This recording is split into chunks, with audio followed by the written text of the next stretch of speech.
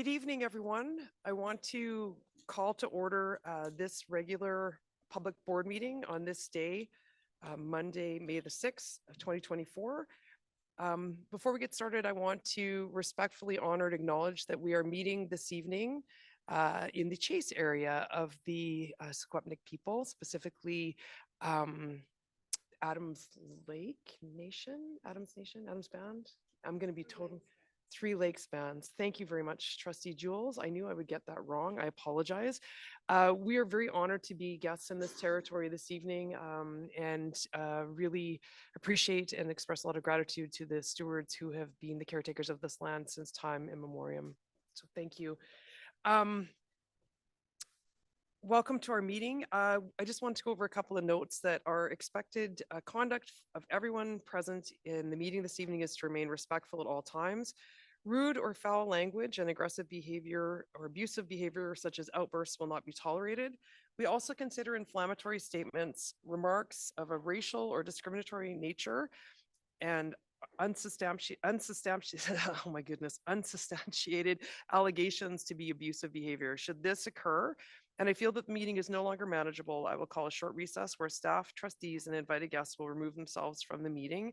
And if there are further disturbances, the RCMP will be contacted. Please ensure that your cell phones are on silent so that this meeting is not interrupted. And we also do not give our consent to be recorded other than the live streaming that's occurring for the public to be able to view. So all recording devices must be turned off. So with all of that being said, we will move on to our first item of business, which I'm looking for a motion to adopt the minutes from the regular public board meeting on April the 22nd of 2024, moved by Trustee Kang, seconded by Trustee Karpuk. Are there any comments, questions, additions, deletions to those minutes as circulated? All right, seeing none, I'll call the question. All those in favor? Thank you. And opposed? Seeing none, the motion carries unanimously. I'm looking for a motion to approve the consent agenda as circulated in your board packages. Moved by Trustee Karpuk, seconded by Trustee Hickson. Trustees, is there anything that you wanted lifted from this evening's consent agenda? I was going to laugh and say now that we know how to do it, or now that I know how to do it. All right, seeing none, I will call the question. All those in favor? Thank you. And opposed? Seeing none, the motion carries. Trustees, I'm looking for an adoption of the agenda as circulated for this evening's meeting. Moved by Vice Chair Kershaw, seconded by Trustee Hickson. Are there any additions or deletions to this agenda as circulated? All right, I see none from trustees. Dr. Nixon, is there anything for you this evening? None for me, thank you. None? None for me either, thank you. Thank you very much. All right, seeing none, I will call the question. All those in favor? Thank you. And opposed? Seeing none, the motion carries unanimously. Moving on to item next, it brings us to our education topic, 5.1 Chase Secondary. I will turn it over to you, Dr. Nixon.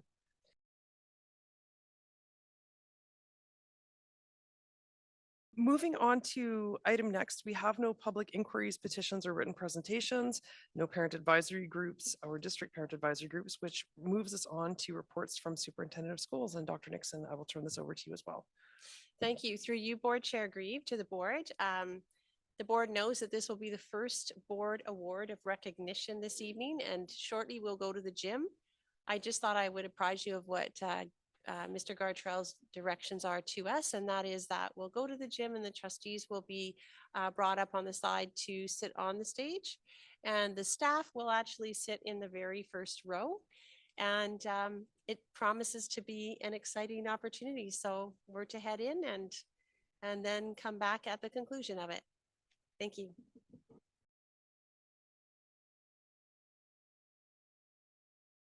Excellent. We will reconvene. I want to say a huge thank you to our audiovisual group for getting us into Travis for getting us into the gym and then back online here. So thank you so much. So I don't know what to say actually after that, but we will move on with our business. Item 8.2, the district powwow and cultural days of importance. Dr. Nixon, this is your agenda item. Thank you. Through you, Board Chair Grieve, to the board. In the district strategic plan, the board is committed to the cultural identity priority, where every student develops a sense of who they are and their identities as individuals. Within this priority is a commitment to further human rights education and truth and reconciliation collectively. The purpose of this report was to apprise the board of upcoming and important ceremonies, events, and special days of acknowledgement. I will only take a moment to highlight a few. So tomorrow on May 7th, we have the second annual Okanagan Mainline Regional Indigenous Education Student Summit, and it's taking place at Thompson Rivers University with 11 districts. Trustees have received the agenda at the last board meeting and are invited. May 16th, Moose Hide Campaign Day is taking place, as I said, on May 16th. And Moose Hide pins were ordered for Aboriginal education workers and school leaders, and they've already been sent out to schools. School teams are acknowledging Moose Hide Campaign Day in a variety of ways, including participating in a live stream day's worth of activities and learnings. May 28th, Four Directions Graduation is hosting their graduation ceremony on that evening, and then the District Aboriginal Education graduation is taking place on June 3rd. June 13th is the District Powwow, and it is at Tecumseh-Equipment Arbor, or the Powwow Grounds, and currently schools are registering their grade 5 classes. And this was really for the board's information and to reinforce the importance of the cultural identity priority and our commitment to district-wide events. I'm happy to take any questions should there be any. Thank you very much, Dr. Nixon. This agenda item is for information purposes, and I see that Trustee Sim has a question. Thank you very much. I actually really appreciate the summary of everything. I also really appreciate the moose hide pins, and also seeing the staff wearing the pins that are on today. And it really does strike how that in our efforts to do a collective acknowledgement of things that are important is this a way that we can continue to move forward? Is that the pins are the easy symbol. So whether that be other days of acknowledgement where typically textiles have been worn, is it possible to consider this very strong demonstration of the pins? It does create a very uniformed look, and I think that it makes it accessible for everybody, and it takes away what we've talked about at this board, which is sometimes struggling. Do I have that to do it? So in terms of an equity position, that a pin is a very easy way to move that forward. And I also think that it acknowledges one of our core values, which is about sort of sustainability, and that textiles are one of the things that is most damaging to our landfill. And just having been at Student Voice, what we heard was the environment was a very, very strong concern. So I just really appreciate the way that the staff is doing it, and they just, it's such a strong statement. I want to say thank you. Thank you very much. Trustee Hickson. I'm just inclined to really agree with that. I can't agree with it enough. Really, the cost and sustainability are two things I always wonder when we do these big shirt drives, because we just seem to pile them up. And I really love and cherish the shirts that we get that do indicate equity, but I do think pins are an easy way of displaying that as well. Thank you, Trustee Hickson. Any other questions or comments on this agenda item? All right, seeing none, thank you very much for that. Item next is yours as well, Dr. Nixon, food for families in transition times. Thank you. Through you, Board Chair Grieve, to the board. The board's mission is to support learning opportunities and environments which inspire students to thrive. And access to nutritious foods is essential for students to thrive. The district received $1.9 million in Feeding Futures funding for the 2023-2024 school year. And the goals of this fund are to feed students now, but also to plan to expand school meal programs and to build capacity in each school community. At the regular public board meeting on April 22nd, Trustee Sim inquired about how we support families to secure food in transition times, such as breaks from school. The Feeding Futures Fund is allocated to develop sustainable ways to make food accessible. So I'm going to summarize a few ways that our district is leveraging the fund in transition times. Without repeating the details of the report, I'll make just sort of a list of the ways that we're doing this now.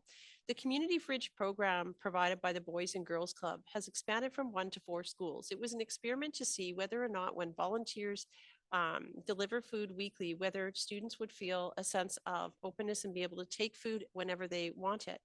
And so far, the qualitative data is that students do feel a sense that they can take food whenever they need it, and they take it before, after school, and during the day. In addition, funding from the Boys and Girls Club in Kamloops pays for Power Start breakfast programs. And so this is a nutritious breakfast before school and has been accessed by a majority of schools.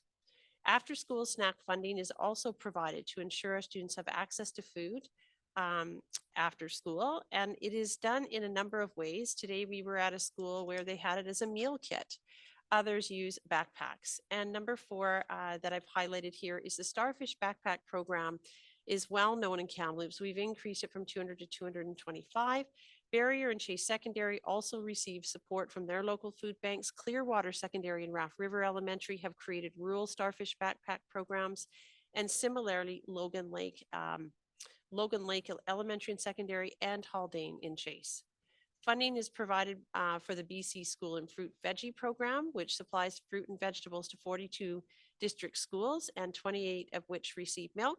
Students often access this before and after school and will take it home for weekends. The STIR is a pilot project for 3 schools in which 80 families per school will have the ability to purchase community agricultural boxes. So families have monthly opportunities all year to order a produce box and a protein box that can be picked up at the school. Now, there will be an opportunity for a set number of families each month to purchase at a subsidized rate. This has been a pilot, amazingly successful, but there's a lot of schools willing to try to expand this pilot when it was brought forward. And finally, several schools have applied for funding to regularly provide care packages, which are groceries or hampers for students in need and their families. And we have gone, as you know, to a hamper system where we deliver 210 hampers before Christmas break and 175 after spring break. Aboriginal community outreach workers also have received $34,000 to $134,000 to support Aboriginal students and their families regularly with food hampers. And they are boosting Starfish Backpack programs as well, with foods that contain more nutritional density, such as proteins, dairy, fruits, and veggies. These were some of the examples shared with me when I asked about your inquiry, Trustee Simon, to the board. And I'm sure that we'll continue to be innovative about other ways that we can support students in transition times. Thank you. Thank you, Dr. Nixon. I know that this agenda item was for information purposes following a trustee inquiry. And I'm looking to trustees to see if there are any questions on this agenda item as presented for information. Yes, Trustee Sim. I just want to make sure I heard. The report says 34,000, but I think I heard you say 134,000. So That's a mistake in my speaking, because I see now it says 34,000. I take it to just my old eyes. Thank you. or the small print, one of the two. My second question was that the additional 165,000 was given to school, or so the 165,000 was given to school districts to increase the quantity and quality of food offerings and experience for Aboriginal students on a daily basis. So that's $165,000 that was just given for Aboriginal students. And where was the data that came from? Like, how would we know? That's very interesting, because the question was asked by the ministry today. This was an allocation that came about to support family dinners and ceremonial meals. And so I've learned that that's where it came about. It was a question about how to support families to come out to schools. And it was actually a recommendation made by several of the Aboriginal Education Council members for us to consider this approach. And so it is relatively new. When I talked about the data that we've gathered so far, I've only been able to talk about I was only hearing about a few family meals so far that have been done, but I'm sure that we'll get a final report where we can hear how it's been used across the district.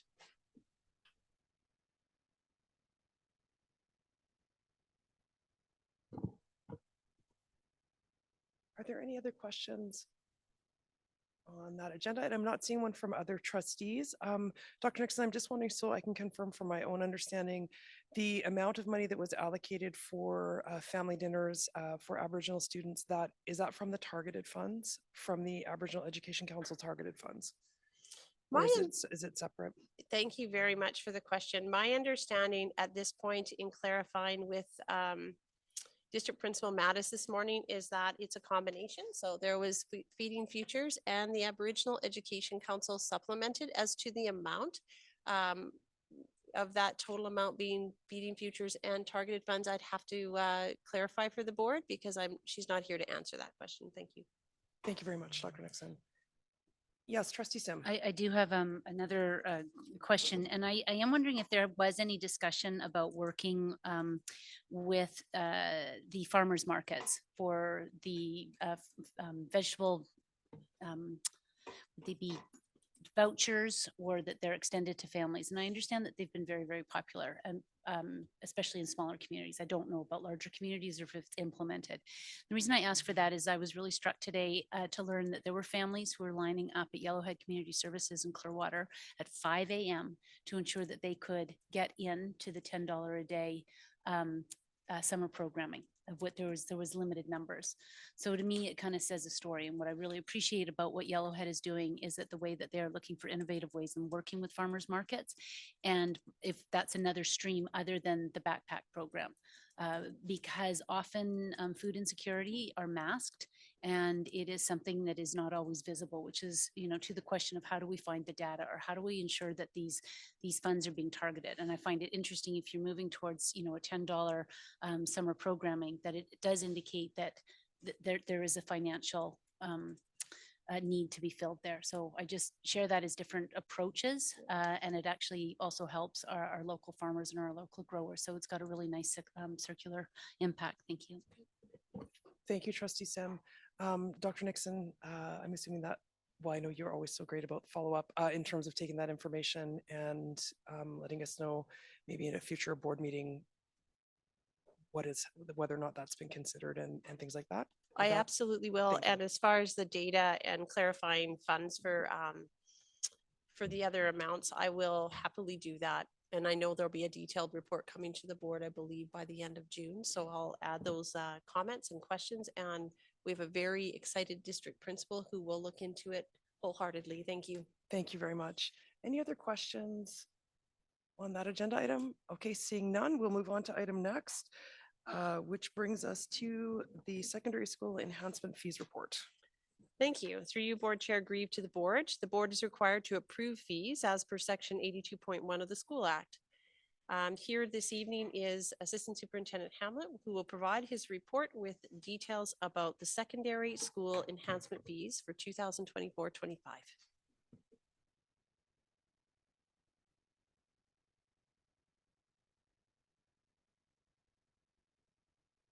Thank you. Thank you, Superintendent Nixon. Through you, Chair Grieve, to the board. I just want to draw your attention to the background again. The district recognizes its obligation under Section 82 of the School Act to provide free of charge school-age students resident in the district an educational program required to meet the general graduation requirements, as well as the educational resource materials necessary for participation in such a program. The district is also committed to offering a variety of programming in our district. Administrative Procedure 505, fees, deposits, and collections, outline what schools may charge for optional activities, project materials, or goods and services related to the curriculum. Furthermore, each school's schedule of fees is presented at a public meeting of the PAC, its Parent Advisory Council. That needs to be done by a certain date that's outlined in that AP. And the Administrative Procedure 506, student financial assistance, is also in place to ensure equitable access to enhancement activities and optional goods and services. So the status section is I'll spend most of the time. The majority of the enhancement fees have remained the same across the district for the 2024-25 school year. There were increases, however, in foods, textiles, art, electronics, photography, auto shop, and metalwork courses. And those are due to increased costs of materials or supplies. And if you look at the summary of the fees by school, you'll see that textile courses went up just about right across the board in terms of materials and notions. I think that's what they're called. They're called notions, things like that. And of course, the increased costs of food, as we well know, in foods courses, I think is well documented at this point. In addition, there were changes to the fees due to the reconfiguration of Brocklehurst and Norcam to 8 through 12 schools. So while Norcam was adding elective type courses for the junior grades, mosaic courses, Brocklehurst Secondary next year was gearing up to offer the more senior courses. So there was changes in those schools' fee structures. The academy fees saw increases as well. The Valley View Hockey Academy and the Aquatics Hockey and Dance Academies at Brocklehurst Secondary for next year also increased slightly. There was also several new programs that were added for next year for the 24-25 school year. The Brocklehurst Health Sciences Academy, which is new, the Sahali Outdoor Education Academy, and NORCAM Secondary's International Baccalaureate Middle Years Program. Also our new offerings, and we saw additional charges for those academies. The academy fees at Campbell School of the Arts remain unchanged from previous year. The Trades and Transition Program costs are expected to rise about 2% annually, or in line with a general increase that we see in courses offered by TRU. This report has to come before the board before the end of May. TRU hasn't quite yet published the charges, but we expect about a 2% increase. And there's a complete account of the proposed course enhancement fees, specialty academies, and the trades and transition programs is included for the board and its consideration. There is a recommendation for approval, but I'm certainly open to any questions. Thank you very much, Assistant Superintendent Hamlet. So again, trustees, this agenda item is presented with a recommendation that is found in your board package on page 25. Are there any questions on this agenda item? Yes, Trustee Kang. Thank you. I'm just curious with the Campbell School of Arts, why is there a $20 physical education charge? What does that actually entitle? Thank you for the question through you, board chair. Trustee Kang's question. And I don't know if it's listed there. Give me 1 second here. I'm looking on page 31. Is that where you were looking? Thank you. Okay. The physical education cost of $20. We don't have the details there, so I'm happy to get that information and bring it back, but I don't have that information at ready hand. I do know I can relate as a K-12 school trying to organize elementary and secondary school students through the one gym that they have. And in addition to doing arts and presentations. And I don't know if you've ever been to a Kamloops School of the Arts Remembrance Day ceremony, or it is not just any assembly, it is a production. And so sometimes those spaces aren't able to use. So I'm guessing that they are accessing outside activities. That's my only guess, Trustee Kang. But I can, if the board's will is that I come back with what that might be, I can certainly do that. But I do know Trustee McKelvey's been there. I've been to their Remembrance Day ceremonies. It's a show up on shows that doesn't get set up in one day. It takes several days to mount. Not to mention the pod sharings that the school does for the intermediate pods. So sometimes if you want the whole school to go and see it, the gym is literally tied up. So that's my guess, but I can certainly find out.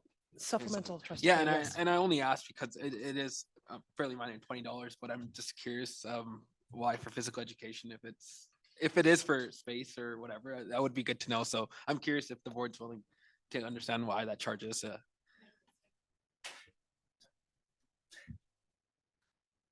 Bowling, I don't know. Thank you very much. So just before I go to Trustee Karpak, information will come further to that then in terms of letting the trustees know what the $20 physical education fee is for at Kamloops School of the Arts. Okay, excellent. Thank you. Trustee Karpak. Well, I know that there's differences between the schools in terms of what they're offering with classes and such. I am wondering if we ever do a periodic sort of examination of why there's wide swings between fees for the same course at different schools. So I'm noticing, for example, with Textiles 9, it ranges from $20 to $55. I'm seeing other things like photography 10-12, where it's ranging from $15 to $50, and wondering again why we have such a wide disparity between schools, and whether or not that's affecting the quality of courses that are being offered or the opportunities for students. And just wondering if we ever do a bit of a dive into why there are differences in some of these fees and what may be being offered to students. Thank you for the question, through you, Board Chair to Trustee Carpuck. In terms of the, I'll have two parts to that answer, and I don't think it's totally satisfactory, but I will try. In terms of the teacher's ability to offer programming is dependent upon the teacher and what they know and how they can design their courses and things like that. And I'll take the example of textiles, perhaps. That's not my forte, but I'll try. If they're going to do a major project that's going to be over and above and enhance student engagement, that might be an example. Certainly when we have, and I phoned about all the textiles courses because I noticed it too, to be honest. And I phoned the schools. I said, what's the difference and what's the pressure costs of this? And in terms of, and I think, I'm sorry, the names of the schools didn't carry forward to the sheets. Anyway, let's just say I know what school that is. I did phone the school principal and I said, what's the wide swing? What pressure costs are you seeing? And I said, because other schools are not charging the same amount. And I was able to get that information from the school principal, which is really the teacher that's teaching the textiles course, saying, these are the things I would like to do. And having a project and relying on the donations of material isn't working as well.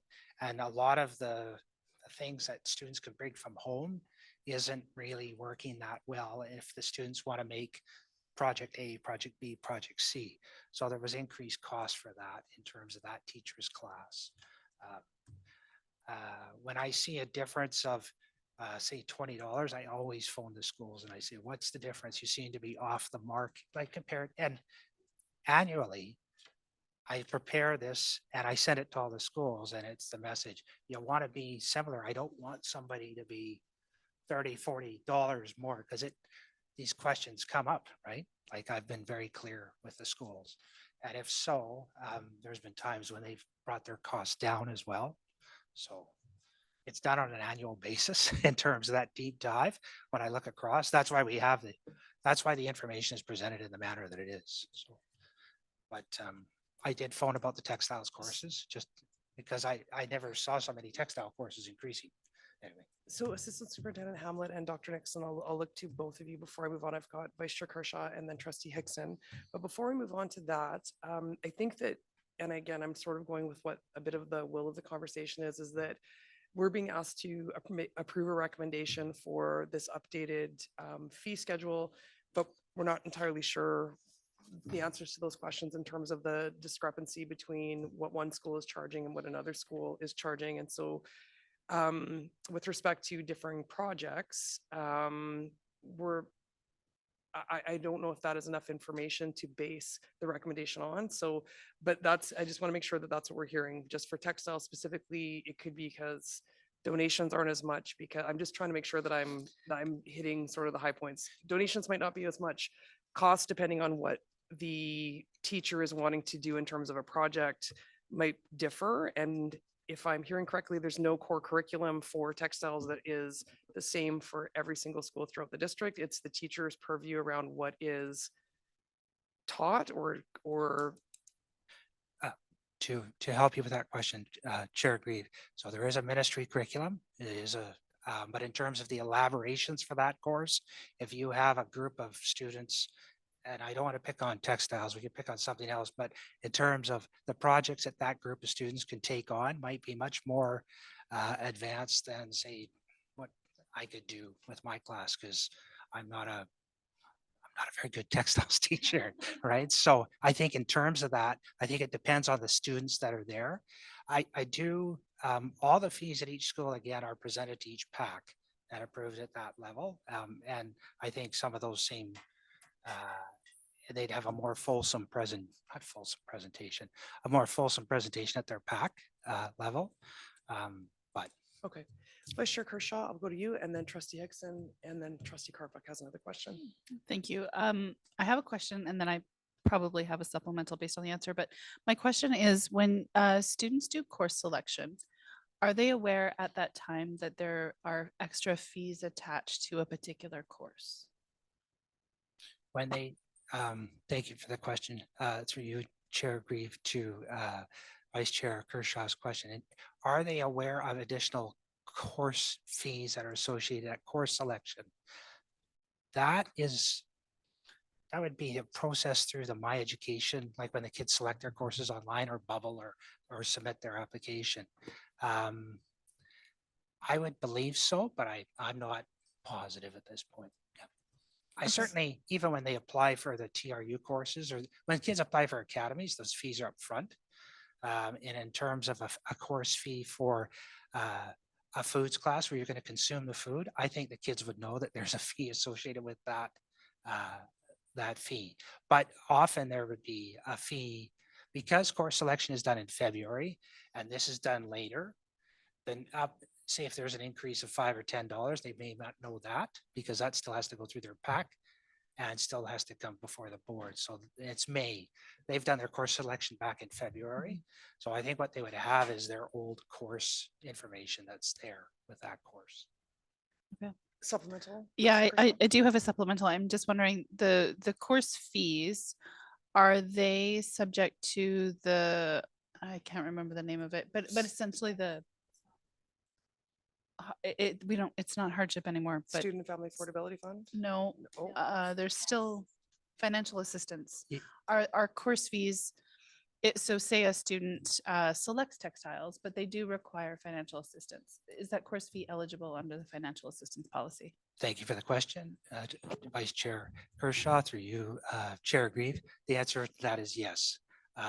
Financial assistance would be available and no student would be denied that opportunity to take the foods, but you can't eat any of it, or we would never do that for a student. No. Thank you. Trustee Hickson. You, to Assistant Superintendent Hamlet, I'm just curious quickly. I agree with Trustee Carpuck and Kang on their points. So I don't have to go on that, but there's fees within some general flat costs, like the Valley View Secondary School Hockey Canada Skills Academy, where they have $150 for dry land training facility. And I'm just curious because I was a student that if the cost was even $50, I was not able to participate. So when you have these costs, is it optional that you could ask to renege some of those costs? Meaning if you don't want to pay that full fee and not participate fully, can you do that? Moreover, what do we have in place? I know you have talked about it before, but I just want to be clear. What do we have in place for students that aren't able to pay the fees? So Trustee Hickson, sounds like you have two questions. You have your first question and then a okay, yeah, got it. Good. No, that's okay. No, it's all good. It is all good. Thank you. Thank you for the question, Trustee Hickson, through you, Board Chair Grieve.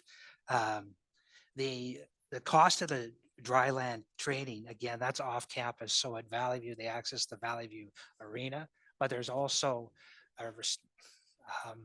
ice time is restricted to certain times and they can't, it's down for maintenance or whatever the case is, but they also build in dry land training. Just as an example, a hockey academy cost at $900 is far cheaper than other hockey academies in the province of British Columbia, which are thousands and thousands of dollars. Right? So the dry land training in terms of could I just do that one component, but not the rest? The academy is the academy. This is the program. If you want the academy, you want the program, this is what you do and it's laid out. So Assistant Superintendent Hamlet, I think that the question, I don't want to interrupt from Trustee Hickson, was if a person has registered for the academy, when you look at that separate cost for the dryland training of $150, is there an opt-out ability for students who are in that academy, or do you have to pay for every line of the fee? My apologies. The answer to that is yes, you pay for all of it because it is a program that they would do. Thank you. And then And- supplemental, trustee Hickson. What do we have for financial aid in the case that some students are not able to pay the full amount? That goes back to the AP on financial assistance. So that's the AP that would apply. So do we have students in, say, the hockey academy that may not be able to make the full, their families are not in a position to pay for that whole, they would access financial assistance, the AP for that. So yes, support is there. Thank you very much. Trustee Carpuck. I know that this information is brought forward to the PACs at each school, but I'm wondering, do the PACs see the comparative of the other schools when they're approving these fees? Thank you for the question through you, Chair Grieve to Trustee Carbuck. They would not see the comparison. They would see just their own at their own school. And certain schools have fewer programs that they offer than other schools. Supplemental? Yes, thank you. The reason that I'm asking is that I'm wondering if some of the PACs might actually balk at some of these costs if they saw what other schools' fees were, and wondering if they would support some of these, and if there would be a different sort of feedback from PACs if they knew what sort of the comparative was. I'm wondering if you've ever considered, sort of laying the whole thing out for PACs so that they can see where their school is as compared to other schools. Thank you for the question through you, Chair Grieve to Trustee Carbuck. Part of that process is this annual report that comes forward to the board. So this has to be done every year.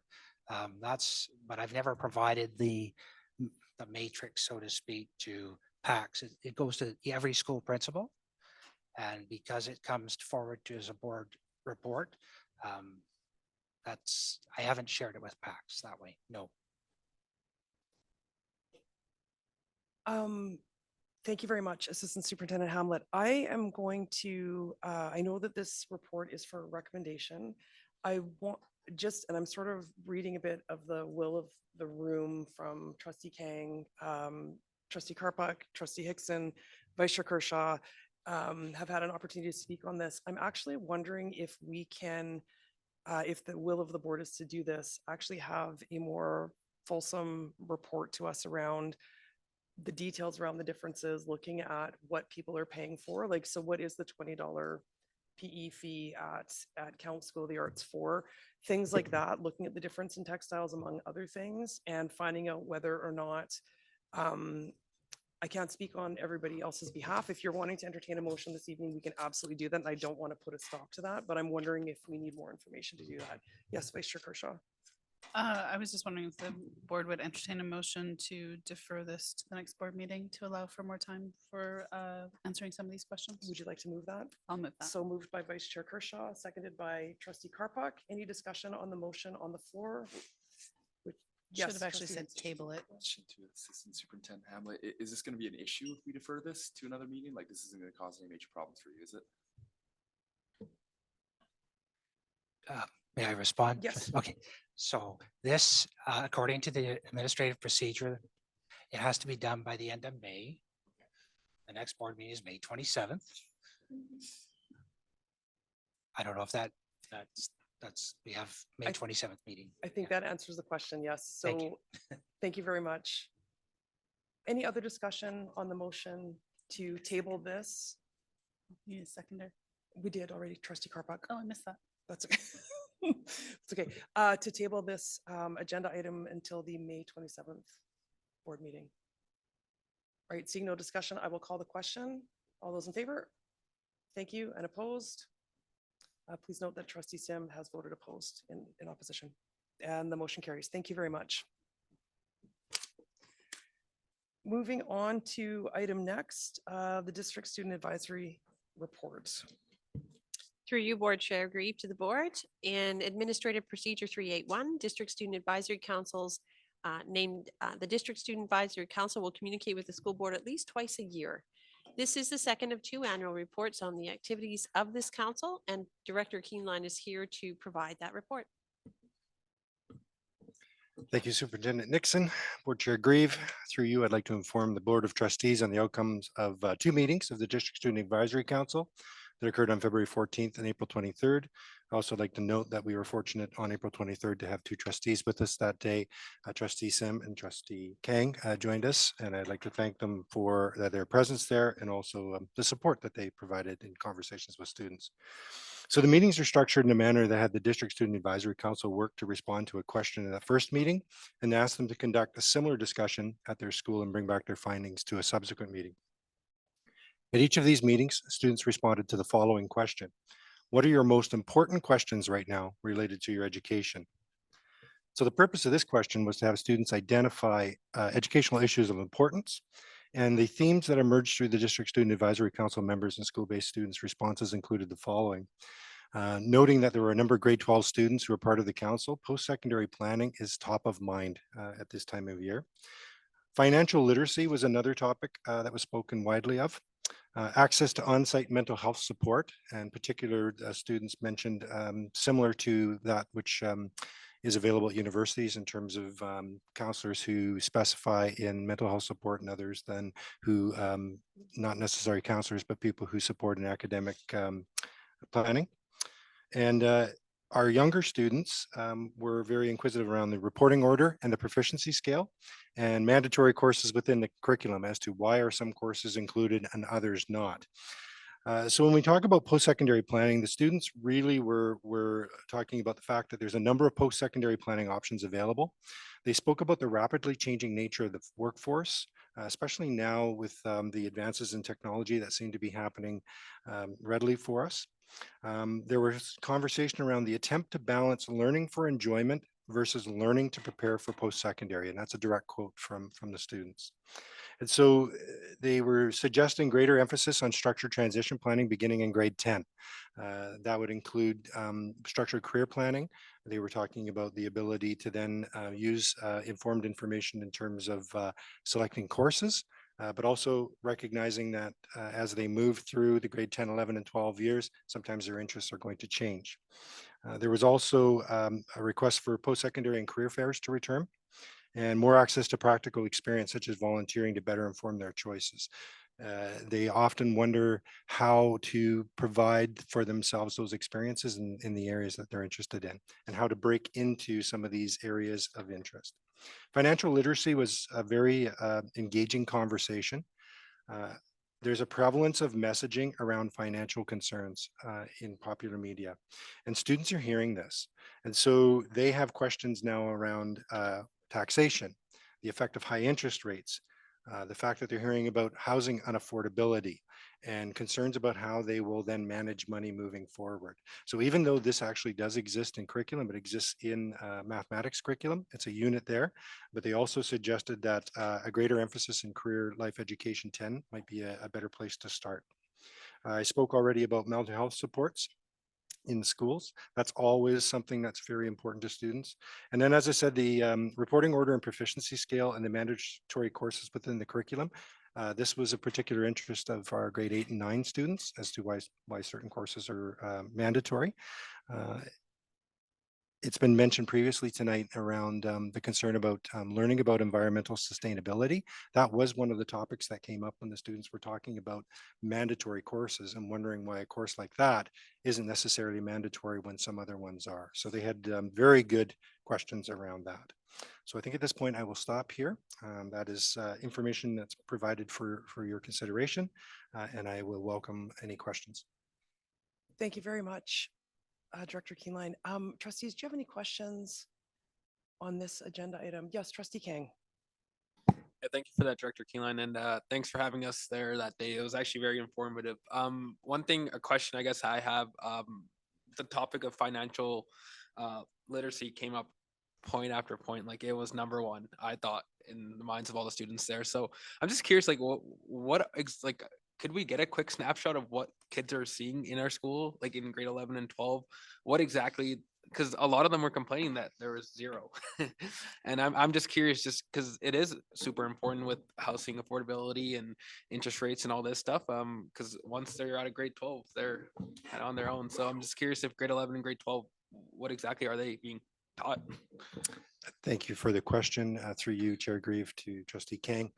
I'm not an expert in all the curriculums, but certainly I know that within the Career Life Education and Career Life, Career Life Connections 12, post-secondary planning is part of that. And students are, as part of their post-secondary planning, asked to begin to prepare budgets to consider what those costs will be.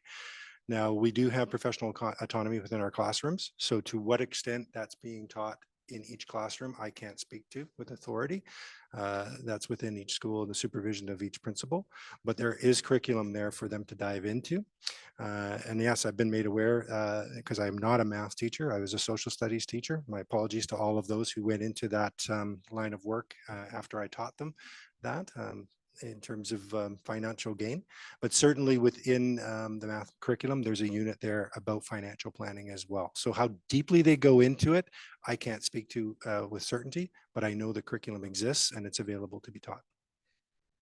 Thank you, Director Kinlan. And I understand, I think I understand Trustee Kang's question around that. It sounds like that's a curriculum-based question to sort of globally say that our students are saying they get no financial literacy education. I don't think that that necessarily is something that has certainly been reflected here at the board table or what we've heard from you this evening in your report. That there was none of that being offered in the schools. I just want to be very clear that we have not heard that from you this Yeah, evening. thank you, Chair Grieve. That is certainly not what I'm saying. Thank What you. I'm saying is that depending on time and place, it is more prevalent than others. Yep. Thank you so much. Trustee Karpuk and then Trustee Sim. Regarding the financial literacy aspect, I know that I've had untold conversations with various adults saying, I wish this was something that I had been taught in school. Are they teaching it in schools now? And knowing that the majority of people probably have never ever taken formal training in financial literacy, unless you happen to be taking accounting or bookkeeping or something like that. I'm wondering, as a potential Pro-D topic, if that couldn't be something that's offered to our teachers so that they feel more comfortable in teaching that subject within their classrooms. Thank you for the question, through you, Chair Grieve. Absolutely. In terms of the area of oversight that I have, very much so within the Career Life Education and Career Life Connections curriculum. It's something that when we heard the students speaking of this, we're going to take a look at how we can better prepare teachers to do that. I will not be able to speak with authority in some of the other curricular areas. Thank you. Trustee Sim. Yeah, it was interesting to hear that was really prevalent, but also when the students were asked, I said, why has this question bubbled up? And it's because of what they're hearing in the media. And I would say that that's an important reflection, as we heard about the sustainability issue as well, is it's a response to what they're hearing and what they're seeing. But I will say that Career Life Connections, Planning 10, Planning 12, all the other names that it has been named over the multiple of years that we still have not gotten it. And as far as anybody can say, when we were taught how to write a check was the best part of the class. That was, anybody else remember that? What I do wonder is if we are not at a time, because financial skills are probably one of the most important building blocks for students to leave school with, because without understanding about credit card interest rates and all of that, their trajectory for security after school versus maybe getting into some financial trouble is dire. While it is professional autonomy, would it be helpful to those who teach CLC, is that particular component is somehow contracted out or developed so it can be delivered as an online type thing or inserted so that there's a consistency, because maybe it's not everybody's skill set. It's hard. I mean, there's careers called accounting that do it, but students, when they're gone and they go onto a campus and all the Visa and all the MasterCard companies who are saying, sign up and you can get $3,000 free right away, but without understanding, the kryptonite that's in their pocket, are we doing it? CLC is a mandated course. You know how I feel about it in small rural schools, that it's one of 4 courses that have to be taken in a semester, taking up very valuable space. how can we assist and find something that supports our teachers? Because Pro D is great, but I would wonder if it's not just daunting and how essential it is for students. Knowledge. I just share that for. So before I move on, I saw that I believe trustee Hickson had a hand as well. And maybe again, looking at, could this be an education topic for the Board of Education to have it presented to us? What is actually happening within our district on financial literacy as a part of that? Because I think that we could easily go down the road of curriculum discussions when maybe we actually need to have an understanding of what is being taught. But I don't want to overstep and make suggestions that are outside of my purview either. So Dr. Nixon, I'll look to you. Oh, If all that's right. okay. Yeah, no, through you, Board Chair Grieve, to the board and to trustee Sim. I think that it's a good starting point to see what is being done. I do know that there probably is all kinds of modules, curriculum, resources, but may or may not be accessed necessarily by individual teachers. And we would have to know what individual teachers do or groups of teachers are doing. And then we'd have a better idea as to whether there was a resource need, is my thought.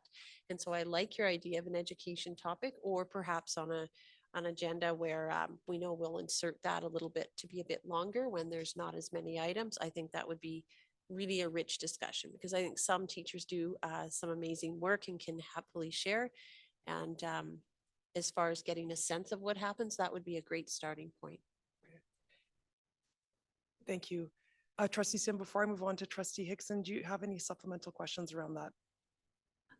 Yeah, just to say the fact that this is a relatively new transformation, and the fact that there's a lot of pressures that students are feeling. And so I think it's really great that they're attuned to it. And as they're attuned, how attuned are we to what they're needing to walk away with?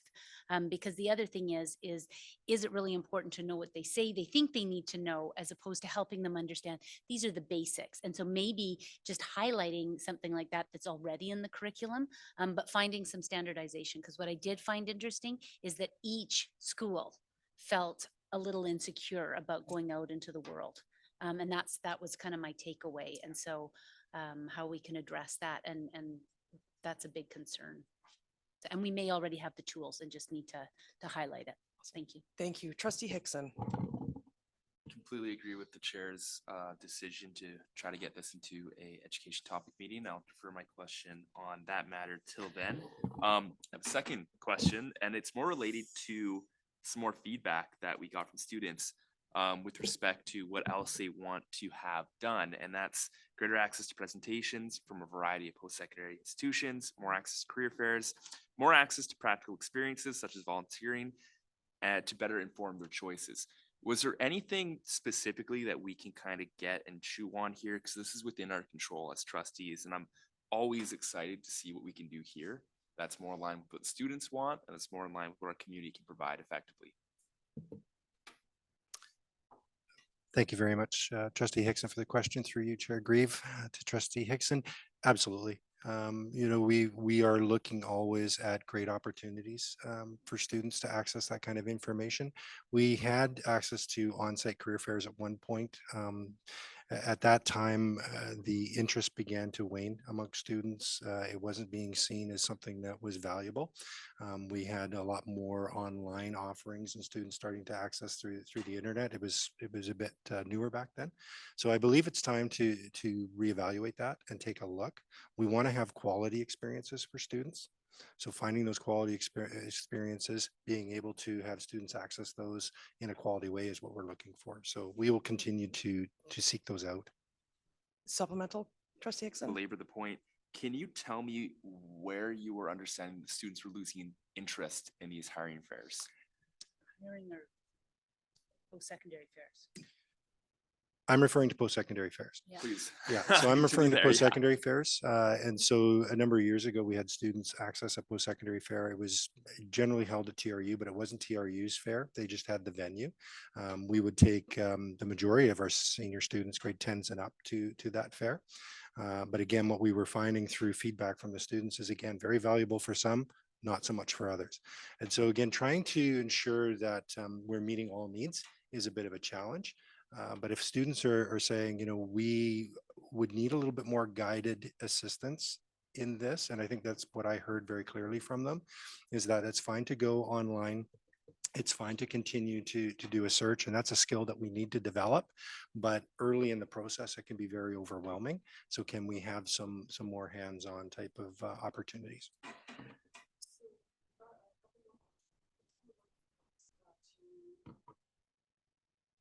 Sorry, thank you, Wayne. I apologize for not having my mic on. Before we go on to second and third questions for trustees, I just want to check in with trustees that haven't had an opportunity to ask a question on this agenda item.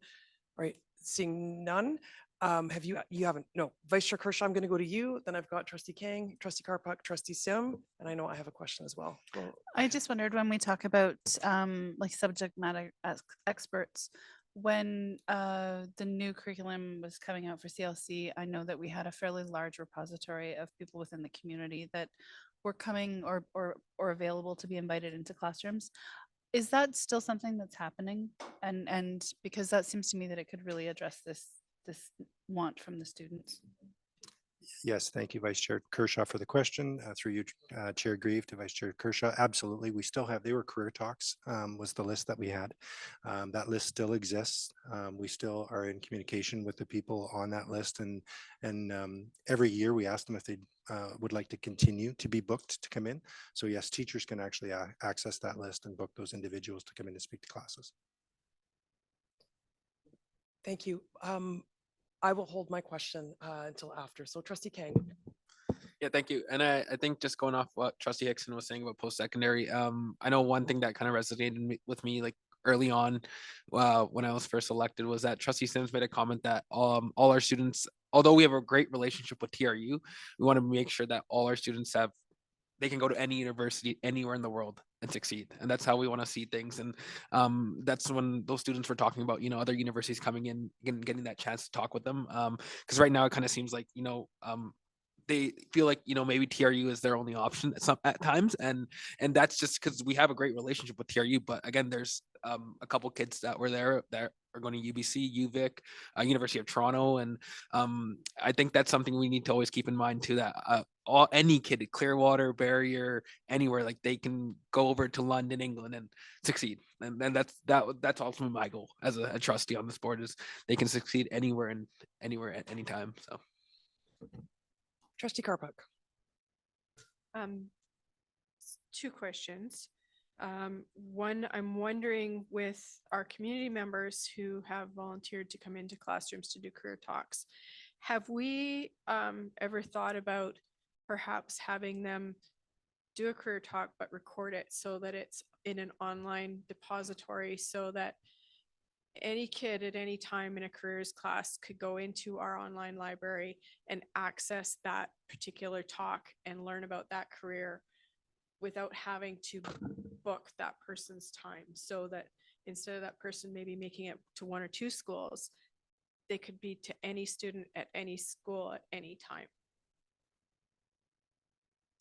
Thank you very much for the question. Through you, Chair Grieve, I think it's an excellent idea. It's one I'll be taking back with me to our district coordinator to have conversations. Of course, we'll have to have the permission of those individuals to do so. These talks don't happen in a central location. They do happen on site at schools. So we would have to have the cooperation of the school as well. But it's certainly something to look into. Is it supplemental related to that question? It is. Okay, yeah. yes, go ahead. And again, in terms of community partnerships, wondering if we could do something similar with Chamber of Commerce and having the president of the Chamber of Commerce do sort of an industry or employment labor sector report to students so that they can see what local sort of demands are for different careers and that type of thing, and tap into a community resource that we already have that again could then be distributed across all of our different schools for students to access. Thank you once again for the question through you, Chair Grieve. Yeah, another really good idea. We actually, the Career Development Department is actually a member of the Chamber of Commerce. We do have a membership there as part of the work that we do. So that'll be something that we'll be following up on. Thank you. Trustee Sim. Just in response to some of the discussions is one, I think you're right that there was a waning off of the interest at the career fair, but simultaneously, and then through COVID, what stopped happening is universities sending in their catalogs. to schools. So for example, there used to be a career wall and you could go and you could get an idea of all the different schools that were out there. And so you visually saw the suggestions, almost like a book selection at a library. But since then, and since COVID, we haven't seen as many of those printed materials. Maybe they're more expensive. And so if you're only looking at what you hear, it is our surrounding community schools. And so I think that that's one of the connections that we've lost is kids don't even know what they don't know because it's not there in front of them. So that would be, one thing that I've noticed in the evolution. Two is that there was certainly an appetite to have just even larger online Zoom interactions with one university per se, and it being accessible to everybody within the district. And I think that those were very successful that TRU did, and is there a way to replicate it? So it's how we get our information that's maybe lost. And to Trustee Carpuck's point, UMBC, the Traveling Roadshow for their healthcare, has done exactly that, where they've got that listing of all the different things, and it is very, very effective. So great idea. I'm 100% behind it. Thank you, Trustee Sim. Director Keelan, I have one question regarding the mental health feedback that you received. My question is whether or not the feedback was around accessibility of resources and supports, or was it in relation to something different? Thank you for the question, Chair Grieve. Really, I think at the time, the students were speaking directly about secondary school counselors on site, accessibility to deal with mental health issues that they may have. It's a deeper conversation in terms of what the role of a high school counselor is in that respect, but certainly from a student's perspective, they know that they can access information. Sometimes they want support on site. So it's a delicate conversation around what the abilities and the mandate of a high school counselor is versus a mental health clinician. Thank you very much. Supplemental to that, so it sounds like, if I'm hearing correctly, I just want to make sure I'm asking the question, they were feeling that maybe the definition of the counselor aside, but it was about the mental health experiences they might be having and accessibility to whether it be a school counselor or a trained clinician on site to be able to address some of those issues. Absolutely. And Okay, again, they were referencing a university type environment in that respect. great. Thank you very much. Appreciate it. Trustees, are there any more questions? We've only kept you here for 45 I minutes. know, I Director know. Keelan? No, I'm kidding. Trustee Sim, yes. I am kind of interested because I believe that Chase is the school that's implemented a more rigorous no cell phone policy or limited. And so I'm sorry that we didn't get a chance to hear from that, because I'm fascinated to see how that ties into that mental health and where that goes, because we may solve things just with a policy. So I was curious. Thank you very much. Next round of questions. No, Director Keelan, we can let you go. And thank you very much for doing the incredibly important and thoughtful work that you do with the District Student Advisory Council. I know that you are beloved by the students Yes. who participate, and the connections that you make with the students, that is never lost on us as a Board of Education, how connected they feel to you. And there are moments like at the honors dinner or the honors evening that we have for district students who have achieved that honors level. When they see you, it is a next level light up around some of the interactions that they've had with you over the years. So thank you very much for that. Yes. Trustee Kang. Sorry, so just a quick comment. Mr. Keeneline did a great job with the budget as well with the students. That was part of the presentation as well, and he did a really good job. I mean, he zoomed through it, but it was really good. Thank you. Trustee Sim. There was some irony about wanting financial literacy, but blanking on the budget. That was not lost. I will say that the kids came incredibly prepared, and I think it is actually in response to wanting to please you. And that they really did want to show you that they wanted to work hard for you. And that continues to come through in the years that I've sat there. And that's a real testament to what you do. I thank you very much for the kind words. It is my absolute pleasure to be able to. My pressure. Oh, this is Freudian pressure. slip. That is pleasure. No, they're wonderful, wonderful young people. And every time I go in and I have those conversations with them, you're right. I'm very amazed at the quality of leadership and work. And that's a testament to all who are involved in the growth of youth. So thank you very much. Thank you very much, Director Keeneline. Dr. Dixon, does that conclude this agenda item? Yes, it does. Thank you. We'll move on to item next, and I feel like making a joke and saying item 1.1, but no, we're actually now at 8.6. Thank you. So through you, Board Chair Grieve, to the board, celebrating good news stories is part of the board's commitments to employee well-being and to recognizing student accomplishments. So again, at the school leaders meeting on May 2nd, school and district leaders took the time to share a few of the stories emerging in their schools and departments. And as always, we include this report to keep the board apprised of the good news happening in schools and in departments. And if there are any questions, I'm happy to answer them. Thank you. Thank you very much, Dr. Nixon. Trustees, do you have any questions on this agenda item, the good news stories that were provided for us this evening? Yes, Trustee Jules. Not so much a question, but I was looking through this and I don't see Haldane here. Is it just? Thank you. Transition. We put a lot of pressure on the on the principals that day because they had to do it right in the board meeting, right in the school leaders meeting, and there was a student matter in which the principal was required to leave, and so we do call the principals, but sometimes it's not possible by the time the board packages due to get it in. So we decided to remove it for this particular report. Yes, Vice Chair Kershaw. Not a question. I just wanted to highlight, because actually I should have reported on it at the last board meeting, and I know that it's gone out in the emails, but Barrier Secondary for the second year in a row has a student that won a gold medal at the skills provincial skills competitions. This year was for welding, a young student named Alexis Nelson. So that's excellent. Last year was in construction. So Wow. just goes to show that the school in Barrier is really putting out some quality trades students. Thank you very much for that, Vice Chair Kershaw. Dr. Nixon, oh my goodness, the wheels are falling off. Dr. Nixon, does that conclude this agenda item for you this evening? Yes, it does. Thank you. Okay, moving on to item next, the superintendent's report. Thank you. As the board is aware, in board policy 12, part of the reporting structure and evaluation structure for the role of superintendent is a monthly report. So I've included April 2nd to May 2nd, and I'm happy to take any questions that the board may have. Trustees, do we have any questions for Dr. Nixon on this agenda item that was presented for information purposes this evening? All right, seeing none, Dr. Nixon, does this conclude the reports from Superintendent of Schools? It does. Thank you. Thank you. Moving on to item next, reports from Secretary Treasurer Cassidy. We are a chatty bunch this evening, so tread light, no kidding.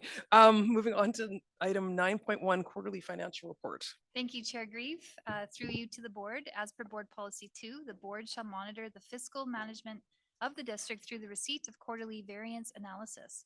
I would like to invite Director Talon to present the financial report for the quarter ending March 31st, 2024. Thank you. Excellent. Thank you. Through you, Chair Grieve, to the board.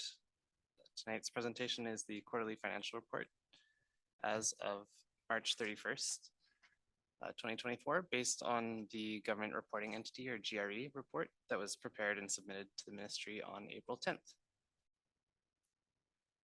So overall, at March 31st, the operating fund has posted a deficit of $2,141,000.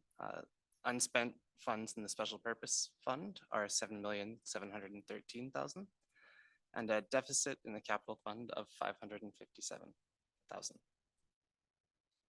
So just going through the operating fund statement, looking at the operating revenues. So the Ministry of Education of $133,557,000 is the per student funding amount. So although the district is 3/4 through the fiscal year, it only has received 69, just about 70% of the annual funding, as the ministry funds larger portions in the second half of the year. Included in provincial grants from other ministries are funding from EMCFD towards a school-based clinician, as well as a healthy schools coordinator, childcare operating funding, and the affordable childcare subsidy. International student revenues of $3,426,000 are recognized evenly throughout the school year. And so tuition fees have been recognized at 70% based on the time of year, Also includes funds for international student program activities such as trips to Sun Peaks or Tofino. Looking at the local education agreement revenue of 1,977,000. This is the local education agreements that are in place with the district's 7 local First Nations. And again, we've recognized that evenly throughout this school year and as well as with the funding agreement. Looking at our investment and our other income. So our investment is the interest earned on the shared pool investment account, as well as the district's operating bank accounts. And included in other revenue are items such as the school rentals and leases, or the funding received for the career education program. So overall, an operating fund revenue of 140,599,000. Looking at the operating fund expenses, the salaries and benefits. So teachers at March 31st, we'd expect to be at 70% of budget. So we're just slightly above that right now at 59,430,000. We are reviewing some of the allocations across the different teaching positions to make sure that all of the positions being paid for by other sources of funds have been allocated. Looking at our replacement costs, continues to be quite high. So at 5,609,000, we're at 86% of budget. So of course, during the school year, we have reduced the number of unfilled absences compared to prior years, and that's reflected in the higher replacement costs. Looking at our benefit costs of 22,479,000, they're at 69.73%. So consistent with where we are at in the school year. And that gives us overall salaries and benefits of 125,123,000. Looking at our supplies and services for the operating fund, just some highlights. The utilities at 2,627,000 are at 72.6% of the budget, which is consistent with prior years. So these expenses typically are larger in the second half of the school year. And as we know, they are budget pressure, so we'll continue to monitor them closely. Looking at our replacement equipment, which is the replacement or purchases for capital items such as furniture, software, and hardware. They're predominantly funded by school budgets, and over expenditures in these categories would reduce a school's carry forward balance at the end of the year. Educational services includes things like the lunch and bus supervision budgets, as well as contracts with Chris Rose, Insight Support Services, and Thompson Nicola Family Resource Society. So we are at 915,000 or 50.6% of the budget. And so the under expenditure at March 31st is just a result of the timing of invoices from those organizations. Telephone costs at 946,000 or 85.1% of the budget. Included in this category is the Next Generation Network and My Education BC costs paid to the ministry. And those are actually deducted in March for the whole year. And so we see those at increase the telephone costs out of proportion to where we are in the school year. Looking at trades and transitions at 231,000 or 35% of budget. Included in this category is approximately $400,000 of budget for the TRU tuition costs for students in the career education program. And the majority of those expenses are typically expected in the fourth quarter of the year. And lastly, taking a look at the Aboriginal education costs. So we have spent 314,000 or 23% of the supplies and services budget. And within the total salaries and benefits included for the Aboriginal Education Department are just under 2.7 million for salaries and 547,000 for benefits. So on a combined basis, the operating fund shows a deficit of 2,141,000. And recognizing the time constraints tonight, I will save my question slide for the very end. So moving along to the special purpose fund with unspent funds of 7,713,000. The increase in that balance reflects the fact that more funding has been received than expended at this point in the year. Within the special purpose fund are programs like the Classroom Enhancement Fund, Feeding Futures, or the Student and Family Affordability Fund. So that increase in the overall balance reflects that our expenditures were just about $1.1 million lower than the revenue received. Looking at the annual facilities grant in special purpose, so this portion of the annual facilities grant is paid or used for windows and roll shutter repairs, sidewalk and parking lot repairs, and doors repairs. So there's been 702,000 received and just about $680,000 spent. Classroom Enhancement Fund is funding received to restore class size and composition to previous contract levels. So the district has received $10.8 million and spent just over 11. And that program is funded similar to the operating fund, where the funding isn't received evenly throughout the year, so a larger portion in the second half of the year. Looking at the Feeding Futures Fund, so of the $1.3 million received this year, just about $859,000 has been spent. And that's been spent on salaries as well as the supplies to run the Feeding Futures programs. Taking a look at the Student Family Affordability Fund, there was $896,000 carried forward from last year. And just a couple months ago now, the ministry announced additional funding of $336,000 for this year. So far, $697,000 has been spent, with $534,000 remaining. And the ministry has indicated any unspent funds will be able to be carried into the 24-25 school year. Taking a look at the business company, which is also recorded in the special purpose fund. Revenues of $961,000 to the end of March, and a net income of $531,000. So a closing investment of $2.8 million, which represents the retained earnings held within the business company. Then last is the capital fund. So all of the capital purchases for the district. Taking a look at the chart, local capital on the left is the capital purchases funded by the district directly. So included this year in the 23-24 purchases are cost of portables, remaining costs on the Valley View secondary expansion, classroom furniture and equipment, and vehicles, among a few other things. So $1,968,000 has been spent out of the local capital fund, which will require a $1.1 million transfer from operating surplus at the end of the year to cover. Looking at bylaw capital, which are ministry funded capital projects. Included here are projects like the Park Rest Elementary rebuild, Pineview Snine Elementary, AFG repairs and maintenance, and the school enhancement projects. So we have spent $16,469,000 to the end of March 2024. Ministry restricted funds, or $136,000 at the beginning of the year. And the ministry had previously approved the use of those funds towards the Valley View secondary expansion. And so this allocation was made this year now in a part of reconciling the overall cost of the project. Other provincial capital are funds received from other provincial bodies.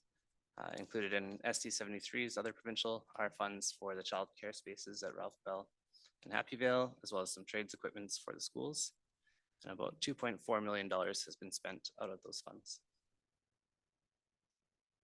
Land capital, we've collected $100,414 through the city of Kamloops and the school site acquisition charge, with an ending balance of $319,000. And lastly, the other capital, which includes capital purchases through the Henry Group print shop, as well as contributions received from the city of Kamloops towards Nina Elementary, the gym, as part of the joint use agreement. So overall, $21,457,000 has been spent from the capital fund. Happy to take any questions on any of the funds. Thank you very much. Trustees, do you have any questions on this agenda item? Yes, Vice Chair Kershaw. Yeah, I'm just wondering on the Aboriginal education budget. So the annual budget was 1.36. Now I know that we had some dollars that we carried over from last year, did that 1.36 include the carry forward? Because I see that we've only expended 23% or yeah, just a little worried about that particular one. Through you, Chair Grieve, to the board, yes, it does. And I'll let Trina, Secretary Treasurer Cassidy correct me if I'm wrong, but yes, it does include the carry forward. And there are a fair number of larger events coming up in this last quarter of the year as well that we're working with District Principal Bowden to look at those expenses and see how he'll progress against the budget for the program.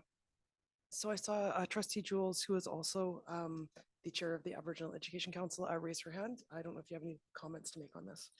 So usually it's generally that way this time of the year because we have the district powwow coming up.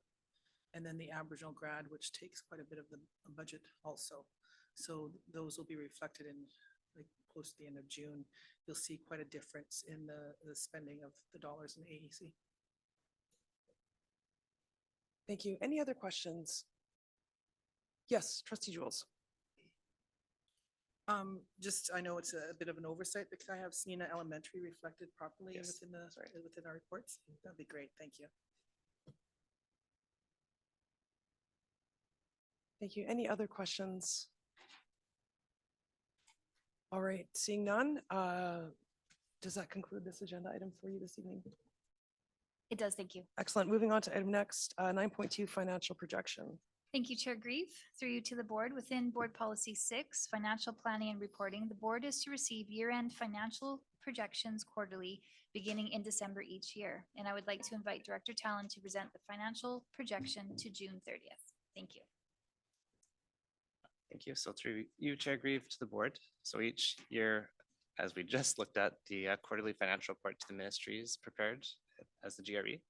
And so those results in the operating fund that we just went over are the basis for the projection from now until the end of June. So as we just looked at March 31st, we had an operating deficit of 2,141,000. And projecting out, there would be an operating surplus of 3,373,000 based on the projection as it stands. Also included on the slide are the December 31st results and projection. So we've improved significantly in the operating fund results to date, and you'll see the June 30th projection has actually remained relatively consistent. So just wanted to go over some of the highlights of the projection and some of the risks and what that means to the board in the district. So within the operating fund revenues, investment income with a budget of 600,000, we've actually projected to be about 891,000 by the end of the year. But of course, part of that projection is based on maintaining the current interest rates with the shared pool investment and maintaining the current balances within that account. So if the district were to require any withdrawals from that investment account, it would significantly or correspondingly reduce the investment income. So we will continue to monitor the interest rates as well as assess our cash flow needs against the impact of withdrawing those funds. Taking a look at operating expenses for our teacher salaries. Currently at $59.4 million, we're projecting to be just about $84.9 million by the end of June. So one of the risks here is that the staffing levels, if they are increased above projected levels, would see a corresponding increase in costs. So we regularly do add FTE and support blocks to meet student learning needs. And we just need to ensure that we are tracking those budgets and the funding sources for those positions. So we'll continue to work with administrators to ensure that those staffing positions that are added have the appropriate budget transfers. One of the other areas of note in operating expenses are the excluded staff salaries. So within that budget of 5 million is a short-term disability plan, which is self-administered and self-funded by the district. Because of the unpredictable nature of those medical leaves, as well as the salary ranges for the employee group, any additional short-term disability absences have a significant financial impact. So we will continue to monitor the costs and against the budget of this category and ensure that we're watching where we are progressing. And if an overage was a result, we would just need to be making a corresponding transfer between those categories. Replacement costs currently at 5.6 million are projected to be at $7.9 million by the end of June. So the district has continued to see increased levels of employee replacement costs, especially within the TTOC and custodial relief categories. And we've prioritized filling all absences. So replacement costs for teachers and support staff could outpace the projection if absenteeism levels were to increase higher. If the projected overage is realized, it will require a transfer of funds from other available budgets, which may include investment income or our other revenue, excluded staff salaries or staff development. And last within the salaries and benefits is the benefits cost. At $22.4 million currently, we're projecting to be $32.3 million by the end of June. So we're currently working through the employee benefits review, as the board is aware, and the estimate of correcting the discrepancies within the benefit files was reported at $30,000 per month previously and has been included in this financial projection. So actual outcomes of the review as we continue to work through that, as well as the cost of any of those remediations, may cause benefits to increase further beyond this projection. So we're going to make proposed adjustments. Oh, pardon me. We have made proposed adjustments in the draft amended annual budget to increase benefits budget through the holiday. And we are relatively projected to remain close to budget with benefits at this time. And if we do exceed budgets, we'll need to transfer funds from other available budgets, such as investment income, other revenue, or excluded staff salaries. Taking a look at some of the operating expenses, so utilities is directly related to our seasonal weather patterns, of course. So currently at $2.6 million, we're projected to be just under $3.5 million at the end of June, which will be slightly under budget should that be realized. But of course, any prolonged cold or extreme heat in the next quarter will negatively impact that. So we'll continue to monitor both the additional costs due to weather and the progress throughout the year. Looking at our facility repairs and maintenance, currently at $3 million, we're projecting to be about $3.4 million by the end of the year, or 96.8% of budget. So if our spending on facility repairs and maintenance exceeds what we've experienced last year, there's potential that we could exceed the budget. So spending on the facilities repairs and maintenance just needs to be actively managed, and it will ensure that the budget is not exceeded. So as part of the strategic plan priority to have all budget holders stay within budget, we've been doing the regular review of budgets of financial results within the Superintendent's Council, which gives an opportunity to review regularly spending and identify potential overages in a real-time basis. And last is the operating fund, or our contribution to local capital. The local capital requires an operating surplus to provide funding for our district paid capital purchases. And so if the district is not in a surplus position at June, there may not be sufficient funding to make that transfer. And so we will continue to utilize the quarterly financial projection as well as the regular financial reviews with budget holders to closely monitor spending and our financial trends. But as it stands, a projected surplus at the end of June of $3.3 million. I'd be happy to take any questions. Thank you very much, Director Talon. Yes, Trustee Carpuck. Got a couple of questions. First is, when we have our surplus, what different funds are we then allocating that surplus to in terms of for next year and for future spending? So through you, Chair Grieve, to the board, Trustee Carpuck, I believe that's determined by finance and planning at the end of the year through reviewing the operating surplus and any transfers between those funds and programs, but if Secretary Treasurer Cassidy has anything to add to that. Thank you. Yes, I'll just add that, staff, senior staff would make a recommendation through finance and planning and brought to the board. I think some of the pressure points that we're seeing so far are replacement costs and staffing costs for next year, and inflationary pressures I'll add as well. You have a supplemental question? Second question. I'll just look to the room to see if there are any first questions on this agenda item. All right, seeing none. Yes, trustee Carpuck. With regards to our repairs and maintenance budget, do we have an estimate of repairs that are needed that we can't do because of budgetary constraints? And just wondering, I know that our annual facilities grant does not meet our needs. And I'm just wondering if we can have a way to quantify that so that we can start lobbying the government a little bit more in and around this area. Through you, Chair Grieve, to Trustee Carpuck, I might bow to Secretary Treasurer Cassidy on this question. Thank you. Through Chair Grieve, back to Trustee Carpuck. I don't have it at the top of my mind, but I will say that we are very short in specialized tradespeople. And so without the tradespeople, it's hard to quantify what they need in order to go through the work order system. We have the work order system. I know that we are not the fastest at going through the work order system.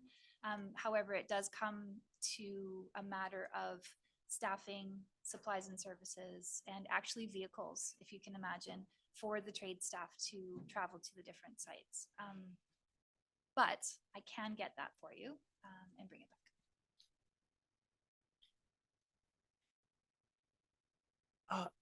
Still seeing no other questions. Yes, trustee Carpuck. With regards to our local capital contribution, I know that we're in a deficit position this year. Do we have a projection on what we need to bring our local capital up on an annual basis based on planned projects and stuff going into the future? I know this was something that we used to have, was a projection of projects that we had planned out and what we were going to need for an annual contribution to this fund. And I'm just wondering if we've got that. Through you, Chair Grieve, to Trustee Carpuck, I believe that's around $2 million is an annual contribution needed to maintain local capital at its current spending levels. Thank you. Seeing no other questions on this agenda item, Director Tallon, thank you very much. Thank you for having me. Moving on to item next. Thank you, Chair Grieve, through you to the board. In Board Policy 2, the board shall annually approve the district's 5-year capital plan. So I'm just going to jump to the status section of the memo. On March 15th, 2024, the district received the ministry response to the annual 5-year capital plan submission for 2024-25. Included in the response letter are projects approved for both major and minor capital programs and direction for advancing supported and approved capital projects. The summary list of supported and approved projects is provided in the memo. For major capital projects, the district has been supported for a site acquisition for a secondary school in Aberdeen. For an elementary school in Bachelor Heights, the district submitted the final business case to the ministry and is awaiting approval, and the ministry consequently is waiting for approval on the Crown Grant. For minor capital projects, the district has been approved for 3 HVAC upgrades at Juniper Ridge Elementary, Kamloops School of the Arts, and Sahali Secondary, and 3 buses with 4 wheelchair spaces each. In order to move forward with these capital projects, it is recommended that the board approve the capital bylaw, and in order to approve the bylaw in one evening, unanimous consent of the board is required. Thank you. Thank you very much for that report. Trustees, do you have any questions for Secretary Treasurer Cassidy before we entertain a motion? And as it's written here on in your second package, that the Board of Education approves the district capital plan bylaw number 2024-2025 CPSD 7301 as read, and we'd be looking for a motion to read 3 this evening. So moved by trustee Kang, seconded by trustee Karpak. So the motion reads that the Board of Education proceed to conclude 3 readings in 1 evening for the district capital plan bylaw number 2024-25 CPSD 73-01. Right? Any discussion on that motion? All right, seeing none, I'll call the question. All those in favor? Thank you. And opposed? Seeing none, the motion carries unanimously. I wish trustee O'Fee was here for this, but he is not, so I will go ahead with the reading. Capital bylaw number 2024-25 CPSD 73-01. Whereas in accordance with section 142 of the School Act, the Board of Education of School District number 73 Kamloops Thompson, hereinafter called the Board, has submitted a capital plan to the Minister of Education and Childcare, hereinafter called the Minister, and the Minister has approved the capital plan or has approved a capital plan with modifications. Now, therefore, in accordance with section 143 of the School Act, the Board has prepared this capital bylaw and agrees to do the following. A, authorize the Secretary Treasurer to execute a capital project funding agreement related to the capital projects contemplated by the capital plan or the capital plan with modifications. B, upon ministerial approval to proceed, commence the capital projects and proceed diligently and use its best efforts to complete each capital project substantially as directed by the minister. C, observe and comply with any order, regulation, or policy of the minister as may be applicable to the board or the capital projects. And D, maintain proper books of account and other information and documents with respect to the affairs of the capital projects as may be prescribed by the minister. Now, therefore, the board enacts as follows. 1, the capital bylaw of the board for the 2024-25 capital plan is approved by the minister to include the supported capital projects specified in the letter addressed to the Secretary Treasurer and Superintendent dated March 15th, 2024 is hereby adopted. Read a first time the 6th day of May, 2024. Read a second time, capital bylaw number 2024-25 CPSD 73-01. Read a second time. Read a second time, the 6th day of May, 2024. And capital bylaw number 2024-25 CPSD 73-01. Read a third time, past the 6th day of May, 2024. I will now seek a motion from the board. Yes, trustee Karpak, that the Board of Education approves the district capital plan bylaw number 2024-25 CPSD 7301 as read. Seconded by Vice Chair Kershaw. I'll call the question. All those in favor? Thank you and opposed? Seeing none, the motion carries unanimously. Trustee O'Fee would be proud. So proud. Moving on to item next, which I believe is yours as well. It is. I'm just gonna get queued up here. This is a bit of a longer one. Okay, so thank you, Chair Grieve, through you to the board. As per Board Policy 2, role of the board shall approve the annual budget and allocation of resources to achieve desired results, including strategic priorities. The Finance and Planning Committee of the Whole was first presented with the 24-25 draft annual budget on February 26th.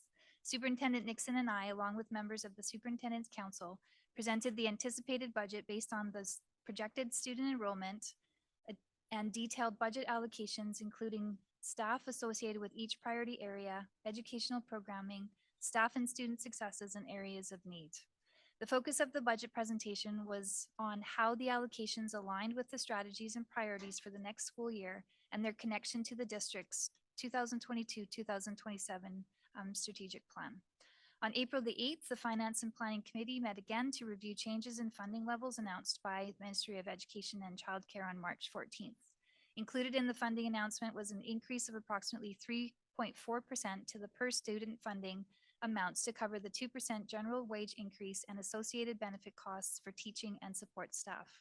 The cost of living adjustment of 1% was announced later in March, and the ministry confirmed funding for salary increases for excluded staff, principals, and vice principals of 3%. These funded amounts will be provided to school districts in the form of a special grant, which is consistent with the 2022-23 and 2023-24 school years. Unfortunately, the Ministry of Education and Childcare has not yet provided an increase in funding for inflationary pressures. The cost of material, fuel, vehicle parts, equipment, technology, and resources for classroom has steadily increased over the last several years, and these cost pressures are being felt throughout all school districts. Given the limited funding available at this time, cost pressures and staffing needs, School District 673 has unmet budgetary pressures in the amount of 3.4 million. A summary of the unmet cost pressures is provided in the memo. These staffing and cost pressures will be considered once student enrollment is known in September 2024. For consultation, the draft 24-25 annual budget was presented to employee groups at 5 p.m. and to the, that was April 10th, and 7 p.m. on April 10th. The presentation was also live streamed on the district's YouTube channel and linked to the district's website for individuals who could not attend the public or employee presentation. On April 23rd, which we heard earlier, Director Keenline presented a summarized version of the budget to the district Student Advisory Council. At each of these presentations, audiences were encouraged to provide feedback and ask questions on the draft budget, and the opportunity to provide this feedback was accepted until April 28th. On the 29th, the Finance and Planning Committee was provided with an update to the draft 24-25 annual budget, which included a 2.5% increase to the annual facility grant. For School District 73, this amounted to $92,000, which has been included in other projects at this time until cost estimates on roofing repairs and electrical upgrades are received. So I will now review the draft 2024-25 annual budget in ministry format. I'll just take a minute. And this presentation has been handed out separately on pink paper for you.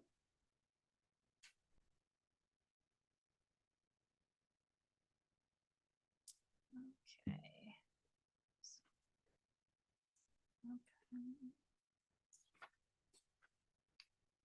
Okay. So starting with the capital fund, Schedule 4 on page 14, the capital fund is broken into columns. On the right is the invested intangible capital assets, and on the left is local capital. Under revenue in the invested intangible capital assets is 3.7 million from the Ministry of Education and Childcare, representing the annual facility grant bylaw portion, and the amortization of deferred capital revenue of 4.7 million. Under local capital, there's an estimate of 80,000 for the sale of miscellaneous equipment and interest income of 40,000. Total revenue in the capital fund is estimated at 8.69 million. In expenses within the capital fund, under invested intangible capital assets is the expense for the annual facility grant at 3.7 million and amortization of capital assets of 7.1 million. Total expenses within the capital fund is 10.9 million. Closer to the bottom of the slide, there's an expected purchase of 1.5 million for capital assets out of local capital and a corresponding entry into the invested intangible capital assets. The special purpose fund is on Schedule 3, page 10. This is the summary page of the estimated revenue to be received by the district for the 24-25 school year. The largest amount is from Ministry of Education and Childcare and includes special purpose funds such as the annual facility grant, the Classroom Enhancement Fund, Community Link, Feeding Futures, the Support Staff Learning Improvement Fund, and funding for early learning. The total amount expected from the ministry is 21.79 million. Other revenue at just over 6 million includes scholarships, school-generated funds, and contributor restricted. A small amount of interest income has been included, and a budget for the business company has not been included at this time, as the board of the business company has not yet met to establish the budget for the 24-25 school year. Details of each of the special purpose funds can be found throughout Schedule 3A on pages 11 through 13. Expenditures for each of the special purpose funds are summarized on this slide, and as you can see, the expenditures match the revenue shown on the previous slide. The operating fund makes up the largest portion of the overall budget for the district. Funding from the Ministry of Education and Childcare makes up 95% of the district's operating fund. For the 24-25 school year, the district is estimating 195.4 million from the operating grant, which is inclusive of a 3.4% increase to the per student funded rates, as I mentioned previously. This increase is to cover the negotiated salary increases for the employee groups for the 23-24 school year and the 24-25 school year for teaching and support staff. Most of the other funded categories from the ministry are consistent with the exception of labor settlement funding, which is the fourth line from the bottom of the list of grants. The amount of 3.1 million listed in the 2024 amended annual budget column has been included in the operating grant noted in the 2025 annual budget column. And the 1.8 million for 2025 represents the 1% cost of living and the increase for excluded staff, principals, and vice principals. The tuition expected from the International Student Program is estimated at 4.88 million based on 180 FTE students. This is down slightly from the 23-24 school year where the revenues was projected at 5.1 and 190 FTE students. Other revenue includes funding from First Nations under the local education agreement, career development programs, and a small amount of miscellaneous revenue. Rentals and leases are expected to remain consistent, and investment income is projected at 760,000. Total revenue from the operating fund is estimated at just over 205 million. Expenses within the operating fund include salaries at 145.4 million, and the employee groups are listed on the screen. Employee benefits, 33 million. So total salary and benefits in the operating fund is 178.4 million. Services and supplies are listed totaling 26.9 million for the 24-25 school year. Total expenses for the operating fund are just over 205 million, which matches the revenue presented 2 slides back. More details by educational and operational program for the operating fund can be found on Schedule 2C on pages 8 and 9 of the budget handout. The operating fund on Schedule 2, page 5 is a summary look at the revenue and planned expenditures. And as you can see, 205 million received and 205 million in planned expenses, indicating that the operating fund is balanced. In the 2024 amended annual budget, there are more expenses than there is revenue. The district included an additional 2.5 million in expenses into the budget that is to be paid for by the prior year surplus. 2 examples of this include the school supply carry forward at 1.4 million and the Aboriginal targeted funds at just over 900,000. On statement 2, page 2, the 3 funds are consolidated into one statement. There is a slight reduction at this time in enrollment of 21.25 FTE, as the kindergarten registrations were down from prior years. However, secondary and online enrollment is up slightly. Total revenues from all 3 funds is estimated at 241.9 million. Expenses of 244.1 million are estimated, leaving the district short 2.2 million in the capital fund. This is typical for this statement as the opening balances from the capital fund are not included in this budget document. The draft 2024-25 annual budget is estimated at 245.6 million, which is 1.2 million larger than the 2024 amended annual budget. Statement 4 on page 4 is a look at the anticipated changes in net financial assets for the district. I would like to draw your attention to the center of the slide.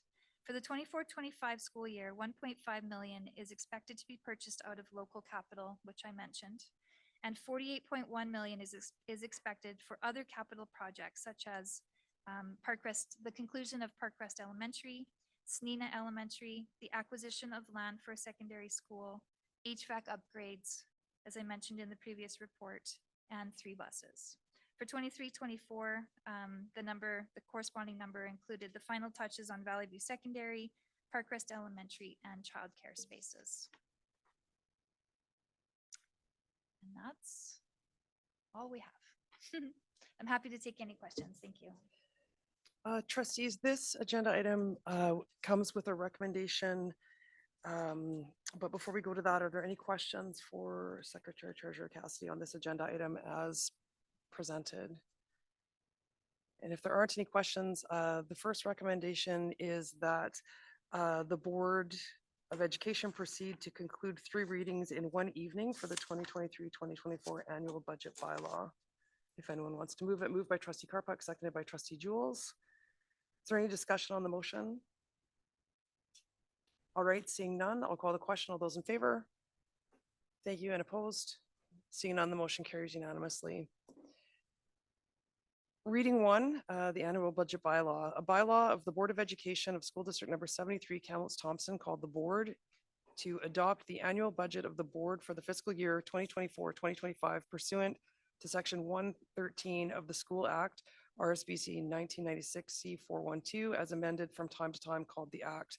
One, the board has complied with the provisions of the Act, ministerial orders, and Ministry of Education and Childcare policies respecting the annual budget adopted by this bylaw. Two, this bylaw may be cited as School District Number 73, Kamloops Thompson, annual budget bylaw for fiscal year 2024-2025.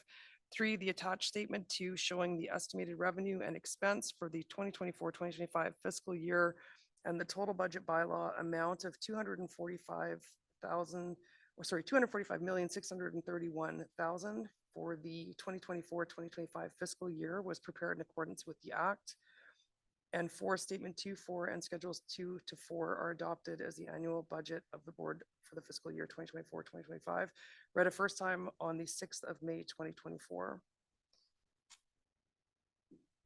Annual budget bylaw, a bylaw of the Board of Education of School District Number 73, Kamloops Thompson, read a second time the 6th day of May, 2024. Annual budget bylaw, a bylaw of the Board of Education of School District Number 73, Kamloops Thompson, read a third time, passed and adopted on the 6th day of May, 2024. So trustees, the three readings have been done, and I would be looking to see whether or not anyone wants to make the motion. Thank you, Trustee Kang, that the Board of Education approves the 2023-2024 annual budget bylaw as read, seconded by Vice Chair Kershaw. Any discussion on the motion? Seeing none, I will call the question. All those in favor? Thank you, and opposed? Seeing none, the motion carries unanimously. Thank you. Secretary Treasurer Cassidy, does that conclude your agenda items for this evening? It sure does. Thank you. Thank you. Moving on to item next, this evening we have no new business. We have no business arising from public inquiries, which moves us to reports from committees and chair. I will try to make this brief. We have the capital response letter. And so as we've gone through the reading of bylaws this evening, I will send the capital response letter to the Ministry of Education and Childcare. And if the trustees have any adjustments, please let me know, and it will be posted to the website under board correspondence tomorrow once it's sent to the Honorable Minister Singh. In my report tonight, I just want to acknowledge special days of importance in April and May. There have been a number of them and a number upcoming. So April 28th, which was the National Day of Mourning, we commemorate workers who have been seriously injured or who lost their lives, and our hearts go out to everyone who has lost a loved one due to a tragedy at work. From May 1st to 6th, in keeping with a focus on employee well-being, we acknowledge the importance of Employees' Mental Health and Safety Week. May 1st through 5th, the BC Teachers Federation appreciated Teachers Teaching on Call Appreciation Week. We thank you for all that you do in our schools and for our children. May 1st was National Principals Day. We recognize the hard work and wonderful leadership of all the principals at the school and district levels. Also on May 1st, flex surveys were sent an email to all employees to complete the 2024 District Employee Engagement Survey. I really want to encourage all employees to complete this survey to help us know how we are improving, especially in the area of employee recognition, which has been the focus this year, and to support us to continue to improve. Your voices are very important to us in order to achieve those goals. May 1st was the Young Artist Conference. Huge thank you to Jane Latta, committee chair, and to all the members of the committee and staff who took part in supporting the grade 4 to 7 students from across the district to submit their beautiful artwork to be hung in the old courthouse and then at the school board office. Thank you to trustees Hickson and Kang, Superintendent Nixon, and to all staff who supported this event. I know that we always enjoy when we do get art cards as well as a result of the young artists. So that is something to look forward to. May 3rd, the Young Authors Conference was held at TRU. Thank you to the Young Authors Committee, Principal Steptoe and literacy coordinators Trisha Prasad and Mike Carson for being innovative about moving to an online format for this conference, which made it accessible to 320 students from grades 4 to 12, representing 37 Kamloops Thompson School District schools. May 5th was Red Dress Day. Thank you to everyone who took time to honor Red Dress Day and remember the countless Indigenous women, girls, and two-spirited people who have experienced disproportionate violence in Canada. May 6th, today, earlier this morning, trustees and Deputy Minister Zacharek, Assistant Deputy Minister McCrae, and Associate Superintendent of Indigenous Education for the ministry went on a tour of the new Parkrest Elementary School, which replaced the school that was tragically lost in a fire September 5th, 2019. It is a beautiful replacement school with a capacity of 510 students and with a larger gym to support community sports events. Wanted to extend our gratitude to the City of Kamloops for contributions that have enabled this larger gym space. Having an opportunity to see it today was really stunning. I know Trustee King will be interested in the fact that there are 2 full-size basketball courts with their own clocks and scoreboards on each side, meaning that 2 games can run simultaneously. It is beautiful space, absolutely beautiful. May 6th, South Kamloops Secondary, this is huge, won the Ethics Bowl National Championships on May 3rd. And we claim to be the national champions 2 years in a row because Norcam Secondary won last year. Media was at the school earlier today. Thank you very much, Trustee Hickson, for sharing words on behalf of the Board of Education. And I know Dr. Nixon, you were there as well. I was unable to attend, but obviously it's been a great year for the South Kamloops Titans and their students, which is fantastic. May 7th, tomorrow, we will look forward to the Indigenous Student Summit, where District Principal Bowden has planned to host 11 districts to learn together about Indigenous anti-racism. And over this next week, we look forward to the Girls Exploring Trades and Technology event and the Heritage Fair. Importantly, BCTF is appreciating teachers teaching on call, May 3rd to 7th. That concludes my chair's report for this evening. We have no trustee reports, inquiries, or good news. We have no motions, which brings us to notice of meetings. Sorry. Schedule of upcoming meetings. There's the Adult Spelling Bee for Literacy in Kamloops, May 13th. I love attending. I do not love spelling. Finance and Planning Committee meet May the 13th, 2024. Why would I say the year? I have no idea. Sorry. Victoria Day is May 20th, and the Audit Committee will meet on May the 27th. The next regular public board meeting will occur on Monday, May the 27th, 2024, location where we most often meet at the school board office at 1383 9th Avenue. I will seek a motion to adjourn. Moved by Trustee Carpuck, seconded by Trustee Hickson. We're adjourned. Thank you, everybody, for coming this evening.